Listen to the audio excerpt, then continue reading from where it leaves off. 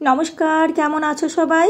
নতুন একটা পর্বে তোমাদের সকলকে স্বাগত জানিয়ে আজ আবারও একটি সুন্দর রেসিপি নিয়ে তোমাদের মাঝে হাজির হয়ে গেছি। তো বন্ধুরা, ভিডিওটি স্কিপ না করে আমি তোমাদেরকে অনুরোধ করব পুরো ভিডিওটি দেখার জন্য। তো চলো, সবার প্রথমে এখানে বেশ কতগুলো আমি ভেন্ডি নিয়ে নিয়েছি। ভেন্ডিটার বোটা এবং নিচের অংশটা কেটে বাদ দিয়ে ভালো করে ধুয়ে নিয়েছি। এবারে কড়াইতে বেশ খানিকটা সর্ষের তেল দিয়ে দিয়েছি।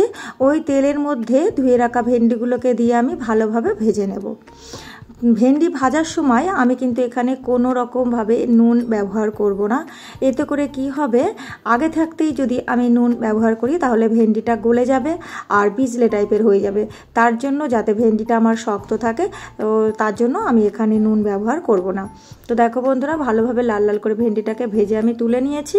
ওই তেলের মধ্যে দিয়ে দিচ্ছি কিছুটা পাঁচফোড়ন, দুটো শুকনো লঙ্কা আর কিছুটা পেঁয়াজ কুচি দিয়ে ভালো করে আমার ভাজা হয়ে গেলে পরে এবারে আমি অ্যাড করছি কিছুটা টমেটো কুচি। টমেটো যাতে তাড়াতাড়ি সিদ্ধ হয়ে যায় তার জন্য আমি এখানে একটু পরিমাণ মতো নুন দিয়ে দেবো আর দিয়ে দিলাম একটু হলুদ। এইবারে আমি কি করব, টমেটোটাকে ভালোভাবে আমি এই মশলার সাথে কষিয়ে নেব। তো টমেটো ভালোভাবে আমার কষানো হয়ে গেছে। এবারে আমি দিয়ে দিচ্ছি আদা বাটা, রসুন বাটা, লঙ্কা বাটা, দিয়ে দিচ্ছি একটু জিরে গুঁড়ো, একটু ধনে গুঁড়ো, দিয়ে দিচ্ছি ফেটানো টক দই। আর টক দইটা কিন্তু ভালো করে নুন দিয়ে ফেটিয়ে নিতে হবে, তা না হলে দলা দলা ভাব থাকবে। আর একটুখানি চিনি দিয়ে এবারে সমস্ত মশলাগুলোকে আমি ভালোভাবে কষিয়ে নেব যাতে তেল ছেড়ে যায়, ততক্ষণ পর্যন্ত আমি অপেক্ষা করব। তো দেখো বন্ধুরা, বেশ ভালোভাবে আমার কষানো হয়ে গেছে, তেলও ছেড়ে দিয়েছে। এবারে ভেজে রাখা ভেন্ডিগুলোকে আমি এই মশলার মধ্যে দিয়ে ভালোভাবে আমি কষিয়ে নেব। তো মশলার সাথে ভেন্ডিগুলোকে ভালোভাবে আমার মিশিয়ে নেওয়া হয়ে গেছে। এই পর্যায়ে আমি এখানে অ্যাড করছি কিছুটা পোস্ত বাটা আর সাদা সর্ষে বাটা। পোস্ত সাদা সর্ষে একসঙ্গে ভালোভাবে পেস্ট করে নিয়েছিলাম, সেটাকেই আমি এর মধ্যে দিয়ে ভালো করে আমি কষিয়ে নিচ্ছি। আর দিয়ে দিলাম একটুখানি জল, দিয়ে ভালো করে কষিয়ে নিয়েছি।